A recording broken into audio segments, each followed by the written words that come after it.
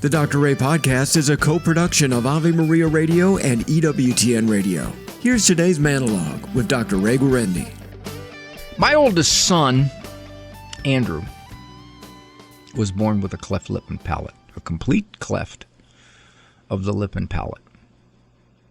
Throughout pretty much all of human history before modern surgery, children who were born with a cleft of the lip and the palate is really where the complications are, were usually left to die. Or if they weren't left to die, they were very hard to take care of because that is a major birth defect right smack in the middle of your functioning. No words, hard to eat, etc. We had to feed my son with a syringe first, probably a month or two of his life. Fortunately, modern surgery, and by the way, I was told by one of the nurses, and this didn't surprise me, that prior to the modern surgery, cleft lip and palate was one of the top reasons for abortion. And, interestingly enough, even after modern surgery, it became a reason for abortion. My son went through about 5 or 6 surgeries, the latest one being when he was in college, 22. When he was an infant, he had his first surgery. He was probably about, I'd say, 2 months. So given that, he had to be prepared. He had to have blood drawn. Trying to find a vein on a little kid, very tough. Very, very tough. Their veins are not exactly pronounced.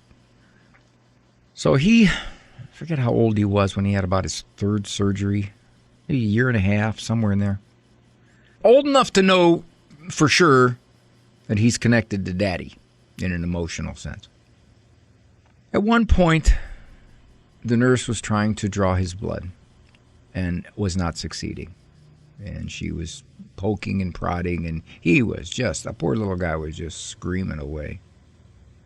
And she was trying to keep him stable while at the same time trying to find a place to draw some blood. I asked her, "You mind if I hold him for you so that you can concentrate more on getting the blood?" She said, "Sure." So I did. I held his hands down. I pinned him down. He couldn't move at all. And he looked at me. He wasn't real talkative at a year and a half. But he looked at me, and I read his eyes. "Dad, why are you doing this? Why are you letting these people hurt me? Why are you allowing this? Not only allowing it, but being part of it and making it happen." And I remember thinking, I wish he understood. Wish I could say to him, "Andrew, you don't know what I know. What I'm doing to you here is for your ultimate good. You don't understand that now. You can't see it. You can't look ahead and know this. I guess you just have to trust me." Now, at a year and a half, he wasn't going to be that sophisticated to trust me. There's no way. Compared to God, I'm a lot younger than a year and a half. I'm certainly not anywhere near sophisticated enough to trust him when bad things happen. I have to, because I think back to my little son. And I think, if he could think, he'd be thinking, "Dad, why are you doing this? This is hurting me." And I have to wonder how many times in my mind, when things happen in my life that I'm not real pleased about, that I might think, "God, why are you doing this? This is hurting me here." I hope I can weather my way through that and recognize with my head, if not my feelings, that I have to trust him. He knows what he's doing. He knows what he's allowing. The difference between me in that situation and God in my situations is that I was actively holding Andrew down. God doesn't actively make bad things happen to me. They happen. For all kinds of reasons. Sometimes my own foolish behavior, sometimes because of the world, sometimes fallen human nature, sometimes random. Stuff happens.